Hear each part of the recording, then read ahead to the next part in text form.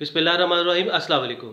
नाज़रीन, सऊदी अरब एक कानून लेकर आ रहा है जिसमें वो पाबंदी लगा रहा है अपने सऊदी अरब के मर्दों पर कि वो पाकिस्तानी ख़वातीन से शादी ना कर पाएँ। बेसिकली ये जो लॉ है ये 4 मुल्कों पर अप्लाई होगा, जिसमें पाकिस्तान, बांग्लादेश, म्यांमार और चाड एक कंट्री है जो कि अफ्रीका का कंट्री है। लेकिन दरअसल इसमें जो इशू है वो बेसिकली पाकिस्तान को टारगेट करना है कि सऊदी अरब के मर्द पाकिस्तान की औरतों से शादी करना उनके लिए इतना मुश्किल कर दिया जाए कि वो शादी ना कर पाएँ। सऊदी अरब की आबादी 3.5 करोड़ के करीब है और उसकी जो औरतें हैं, वुमेन की पॉपुलेशन 42% है और उसमें से जो 5 लाख औरतें हैं वो इन 4 ममालिक से गई हैं, जिसमें से जो ज़्यादा है वो पाकिस्तान से गई हैं और ये 3 से लेकर 4% तक बनती है इनकी पॉपुलेशन की परसेंटेज।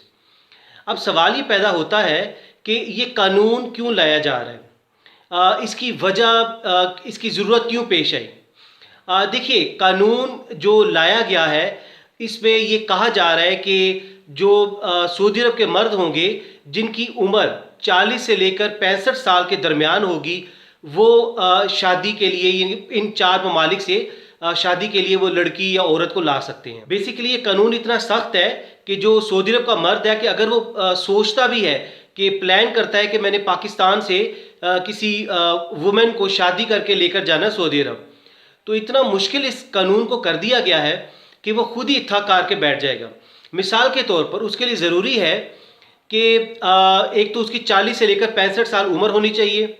दूसरा उसके लिए यह है कि उसको एक हॉस्पिटल की रिपोर्ट उसको साथ लगानी होगी, जिस रिपोर्ट में ये शो करना होगा कि उसकी बीवी या तो डिसेबल है, जो ऑलरेडी वो पहली या दूसरी उसकी बीवी हैं जो उधर वो डिसेबल है, या उनको कोई ऐसी क्रोनिक डिजीज़ है, या वो कोई बच्चे पैदा नहीं कर सकती, कोई ऐसा उसको मसला है।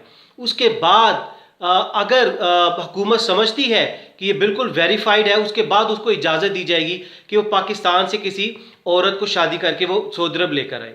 अब इसमें नुकसान ये होगा कि जब वो लड़की उधर जाएगी तो क्या होगा कि उसको प्रॉपर्टी में उसको हिस्सा देना पड़ेगा।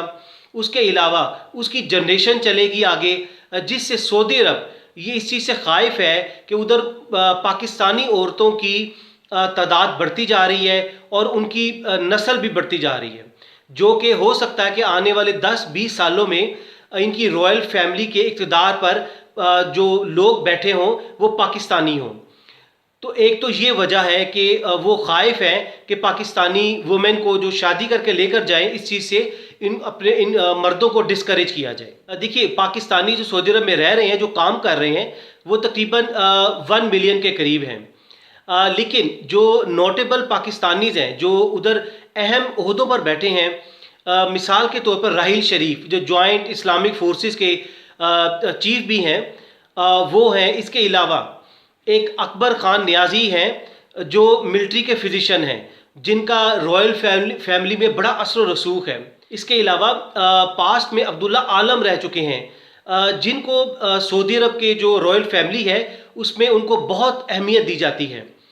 इन्होंने ये बेसिकली सिविल इंजीनियर थे और इन्होंने जद्दा और रियाज को मोटरवेज और दूसरी सड़कों के ज़रिए बहुत शानदार, बहुत क्रिएटिव मैप दिए, नक्शे बनाकर दिए और वो सड़कें मिलाई, जिससे वो रॉयल फैमिली बहुत खुश हुई और उन्होंने इनको सिविलियन अवार्ड्स दिए और इसके अलावा इनको शहरियत भी दी।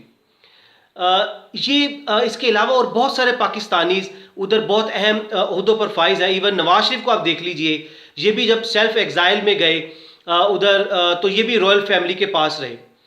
तो आपको बताने का मकसद ये है कि सऊदी अरब को कहा जा रहा है कि आप पाकिस्तान का जो असर रसूख है, इनका जो इन्फ्लुएंस है, चाहे वो किसी आर्मी चीफ की सूरत में हो, चाहे वो किसी औरत की सूरत में हो कि जो शादी करके उधर लेकर जाते हैं इनके मर्द, इस कानून को तब्दील किया जाए। लेकिन हमारी हम्बल ओपिनियन में इसकी सबसे बड़ी रीज़न ये है, आपको याद होगा कि ट्रंप ने अब्राहम एकॉर्ड साइन किया था, यानी कि इसराइल और अरबों के दरमियान। उस अब्राहम एकॉर्ड से मुराद ये था, ट्रंप ने ये नारा लगाया था, ट्रंप ने ये उस वक़्त बात की थी कि आखिरकार हम लोग कज़न हैं आपस में।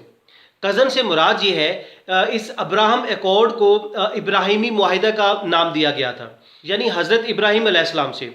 तो हज़रत इब्राहिम अलैहिस्सलाम के दो बेटे थे, हज़रत इस्माइल अलैहिस्सलाम, दूसरे हज़रत इसहाक अलैहिस्सलाम। हज़रत इस्माइल अलैहिस्सलाम से मुसलमान हैं, और जबकि हज़रत इसहाक अलैहिस्सलाम से हज़रत याकूब अलैहिस्सलाम, फिर आगे हज़रत दाऊद अलैहिस्सलाम, हज़रत सुलेमान अलैहिस्सलाम, हज़रत मूसा अलैहिस्सलाम, ये तमाम यहूदी, ये यहूदियों में अल्लाह ताला ने पैगंबर भेजे। इसके अलावा फिर हज़रत ईसा अलैहिस्सलाम आए हजूर पाक वसल्लम से 600 साल, तकरीबन 600 साल पहले। तो वो क्रिश्चियनिटी को, ज़ाहिर क्रिश्चियनिटी उनसे चलती है। तो इसका मतलब है, तो ट्रंप ने जो नारा लगाया था कि जो मुसलमान, यहूदी और ईसाई हैं ये आपस में कज़न हैं। तो अब ये इसराइल का चूँकि प्लान है कि वो ग्रेटर इसराइल बनाए, सऊदी अरब पर अपना असर और रसूख बनाए, उसके लिए ज़रूरी है कि पाकिस्तान को उधर से बेदखल किया जाए।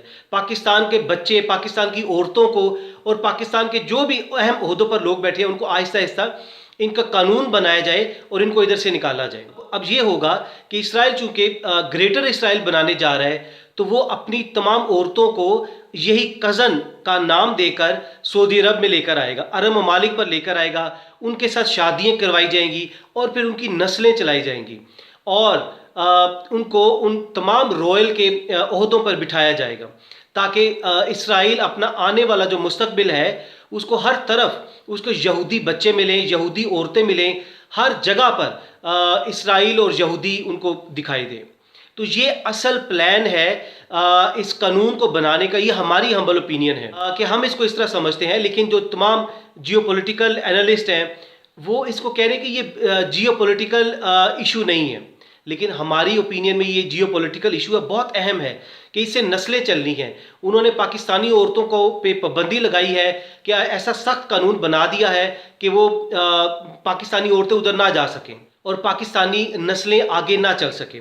उधर जो इंजेक्ट किया जाए वो यहूदी औरतों को और यहूदी नस्ल चलाई जाए। नाज़रीन, आप भी नीचे कमेंट्स में अपनी राय लाजमी दीजिएगा कि आप क्या समझते हैं। अगली वीडियो तक अपना बहुत सा ख्याल रखिएगा। अल्लाह हाफिज़।